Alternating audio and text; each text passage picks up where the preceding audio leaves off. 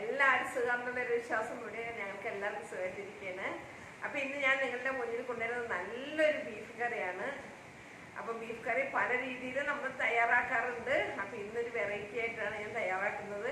അപ്പോൾ അതെങ്ങനെയാണെന്നുള്ളത് നേരെ കിച്ചണിലോട്ടാണ് പോകാം. വരും. അപ്പം ഞാനിവിടെ ഒരു പാൻ വെച്ചിട്ടുണ്ട്. നമുക്കൊന്ന് ഗ്യാസ് ഒന്ന് കത്തിക്കാം. ഗ്യാസ് കത്തിച്ചിട്ടുണ്ട്. പാൻ ഒന്ന് ചൂടായിട്ട് വരട്ടെ. ഇതിലേക്ക് ഞാനൊരു 10-15 വറ്റൽമുളക് എടുത്തിട്ടുണ്ട്. അപ്പം ഞാൻ തയ്യാറാക്കുന്നത് എരിവൊക്കെ ഓരോരുത്തരുടെ പാകത്തിനാണ്. ഇനിയിപ്പോൾ ഇത്രയും വേണ്ടാന്നുണ്ടെങ്കിൽ അത് കുറക്കണതിന് കുഴപ്പമില്ല. അപ്പം ഇതൊന്ന് നല്ലപോലെ ഒന്ന് ചൂടായിട്ട് ഇതൊന്ന് മൂത്ത് വരണം. അപ്പം ഇതിങ്ങനെ നല്ല ഇങ്ങനെ ഒരു ക്രിസ്പി ആവുന്ന വരെ ഒന്ന് ചൂടാക്കണം. ഇങ്ങനെ നമുക്ക് ഒടിക്കുന്ന രീതിയിൽ ഒന്ന് നല്ലപോലെ ഒന്ന് മൂത്ത് വരണം. അപ്പോൾ ഇത് നല്ലപോലെ ചൂടായിട്ടുണ്ട്. അപ്പോൾ ഞാനിവിടെ ഒരു പാത്രം എടുത്ത് വെച്ചിട്ടുണ്ട്. ഇതിലോട്ടൊക്കെ ഇട്ട് കൊടുക്കാം. ഇനി നമുക്ക് ഇട്ട് കൊടുക്കേണ്ടത് ഞാനൊരു 1.5 ടേബിൾ സ്പൂണോളം മല്ലിയാണ് എടുത്തിരിക്കുന്നത്. കഴുകി വൃത്തിയാക്കിയ മല്ലിയായിരുന്നേ. അപ്പോൾ അതൊന്ന് ചൂടായിട്ട് ഇങ്ങനെ അതും ഇതിൻ്റെ ഒപ്പം തന്നെ നല്ലപോലെ ഇതുപോലെ ഒന്ന് ചൂടായിട്ട് വരണം. അത് ചൂടായി വരുന്നതിൻ്റെ കൂട്ടത്തിൽ തന്നെ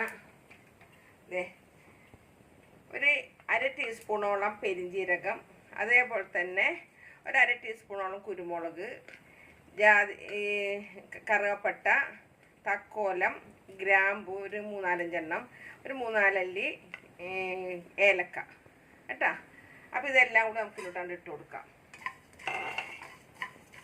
അത് മീൻ്റെ കൂടെ തന്നെ കിടന്നിട്ട് ഈ മല്ലിയുടെ ഒപ്പം തന്നെ കിടന്നിട്ട് ഒന്ന് നല്ല പോലെ ഒന്ന് ചൂടായി ഇതും അതും കൂടി ഒന്ന് നല്ല പോലെ ഒന്ന് യോജിച്ച് വരണം.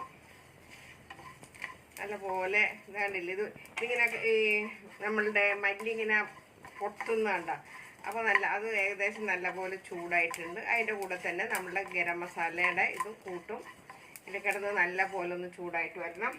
അപ്പോൾ ഞാൻ സ്ഥിരമായിട്ട് ഞാൻ എടുത്ത് വെക്കാറുണ്ട്. ഞാൻ തേങ്ങ ഇങ്ങനെ വറുത്ത് ഫ്രിഡ്ജിൽ വെക്കാറുണ്ട്.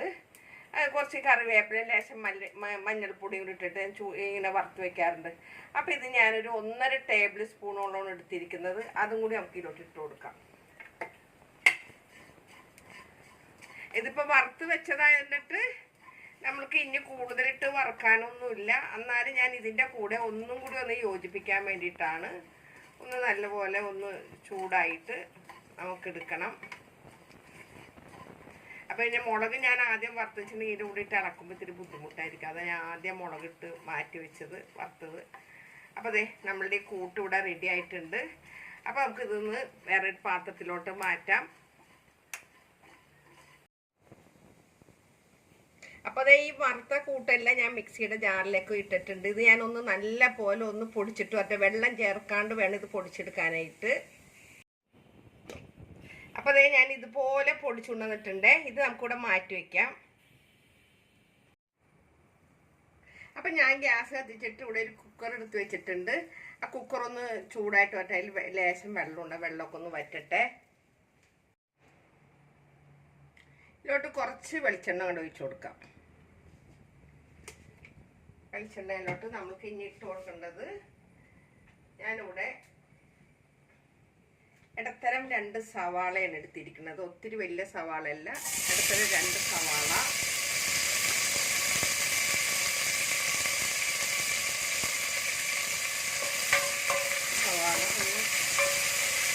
ഞാൻ ഇതുപോലെ നീളത്തിലാണ് ഇന്ന് അരിഞ്ഞെടുത്തിരിക്കുന്നത്.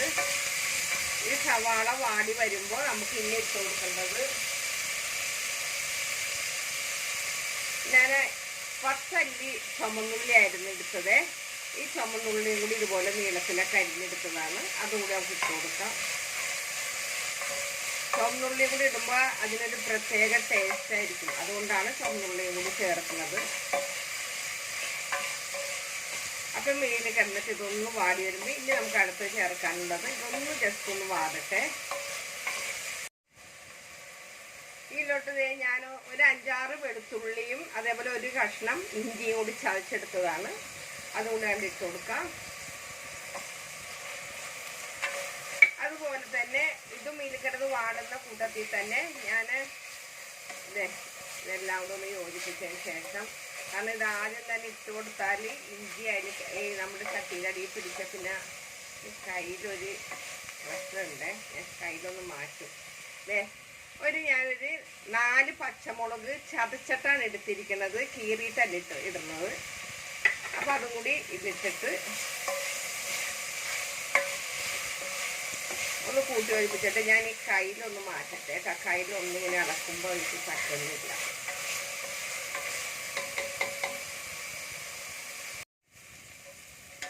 കയ്യിൽ ഞാൻ മാറ്റിയിട്ടുണ്ട്.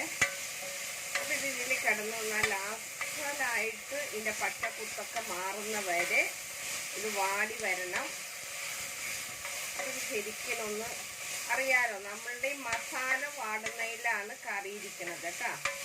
ഇത് നല്ല പോലെ ഒന്ന് വാടി വരട്ടെ. ഇതിലോട്ട് ഒരു 2 കറിവേപ്പില, അതേപോലെ തന്നെ ഞാനൊരു വലിയ തക്കാളിയാണ് എടുത്തിരിക്കുന്നത്. അത് ഇതുപോലെ അരിഞ്ഞതാണ്, അതുകൂടെ കൂടെ ഇട്ട് കൊടുക്കാം.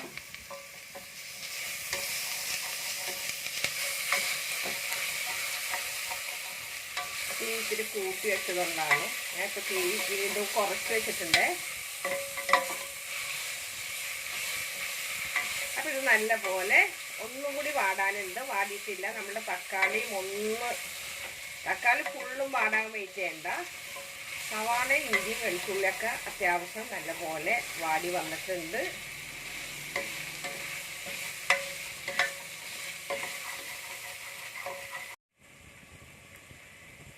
ഞാൻ എടുത്തിരിക്കുന്നത് 3/4 കിലോ ബീഫാണ്. കുറച്ച് നെയ്യൊക്കെ ഇട്ടിട്ടുണ്ട്, ലേശം നെയ്യ് ഇട്ടിട്ടുണ്ട്.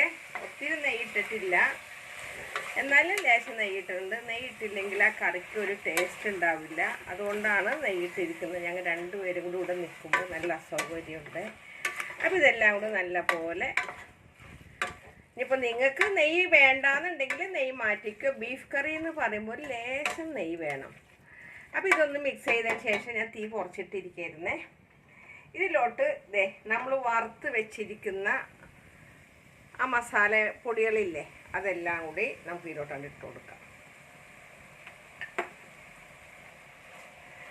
അതും ഇതിൽക്കൂടെ ഒന്ന് നല്ല പോലെ യോജിപ്പിക്കണം. അപ്പം ഞാൻ ഇതിൽ മഞ്ഞൾപ്പൊടി ഞാൻ ചേർത്തിട്ടില്ല. നമ്മൾ വറുത്തപ്പോൾ മഞ്ഞൾപ്പൊടി ചേർത്തിട്ടില്ല. അപ്പം ഞാൻ മഞ്ഞൾപ്പൊടി ഒന്ന് എടുക്കട്ടെ.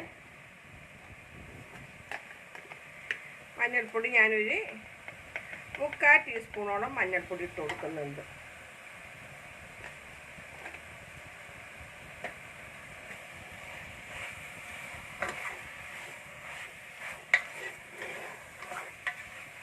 എല്ലാം കൂടി നല്ല പോലെ ഒന്ന് മിക്സ് ചെയ്തതിന് ശേഷം നമുക്ക് കുറച്ച് ഉപ്പിട്ട് കൊടുക്കാം. നമ്മൾ ഉപ്പ് ഇട്ടിട്ടില്ല.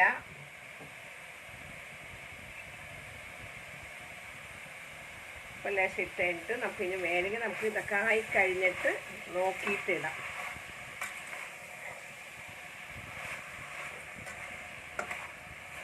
അപ്പം ഇതിലോട്ട് ഞാൻ ഇതെല്ലാം നല്ല പോലെ മിക്സ് ആയിട്ടുണ്ട്. നമ്മുടെ സവാള ഉള്ളിയൊക്കെ ഇതിൽ കിടന്ന് നല്ല പോലെ വഴന്നിട്ടുണ്ട്. ഇതിലോട്ട് ഞാൻ കുറച്ച് ചൂടുവെള്ളമാണ് ഒഴിച്ചു കൊടുക്കുന്നത്. ഓവറായിട്ട് ചൂടുവെള്ളം ഒഴിക്കുന്നില്ല, കുറച്ച് ചൂടുവെള്ളം. ഇനി ഇതിപ്പോൾ നമുക്കൊന്ന് അടച്ച് വെച്ചിട്ട് ഞാൻ മൂടിയെടുക്കട്ടെ.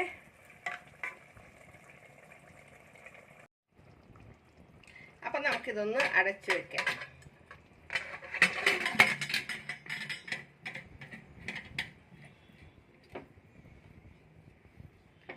ഓരോ കുക്കറിൻ്റെ വിസിലിൻ്റെ ഇതുപോലെയാണ്. അപ്പം ഞാനിത് കൂടുതൽ നേരം വിസിൽ വരുത്തണില്ല.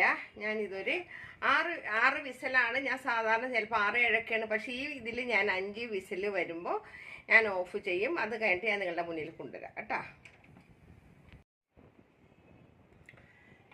അപ്പോൾ നമ്മളുടെ കുക്കറിൻ്റെ ആവിയൊക്കെ പോയിട്ടുണ്ട് കേട്ടോ. അപ്പോൾ ഞാനിതൊന്ന് തുറന്ന് നോക്കട്ടെ.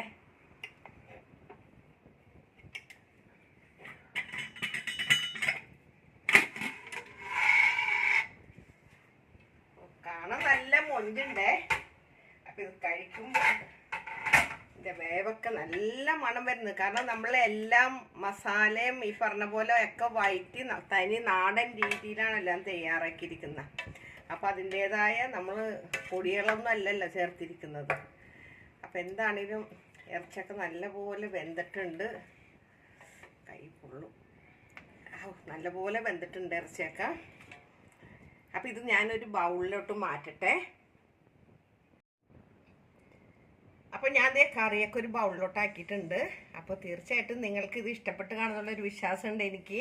ഇതുപോലെ നിങ്ങളൊന്ന് ട്രൈ ചെയ്ത് നോക്കിയിട്ട് അഭിപ്രായങ്ങളെല്ലാം നിങ്ങൾ കമൻറ്റ് ബോക്സിൽ ഇടാൻ മറക്കരുത്. പല ആൾക്കാർക്കും നോട്ടിഫിക്കേഷൻ കിട്ടുന്നില്ല. കാരണം ഞാൻ 2 മാസമായിട്ട് വീഡിയോ ഇടാതിരുന്നത് കൊണ്ടിട്ട് ആളുകൾക്കൊന്നും എത്തുന്നില്ല എന്ന് പറയുന്നുണ്ട്. തീർച്ചയായിട്ടും നിങ്ങളൊന്ന് ആംനസ് അടുക്കള ഒന്ന് സെർച്ച് ചെയ്തിട്ട് നിങ്ങൾ കാണാൻ ശ്രമിക്കണം. നോട്ടിഫിക്കേഷൻ കിട്ടാത്തവർക്ക് ഒരിക്കൽ കൂടെ നിങ്ങളോട് എല്ലാവരും നന്ദി വരെ നിങ്ങളുടെ സ്വന്തം മാമിന് താത്ത. Okay bye, thank you.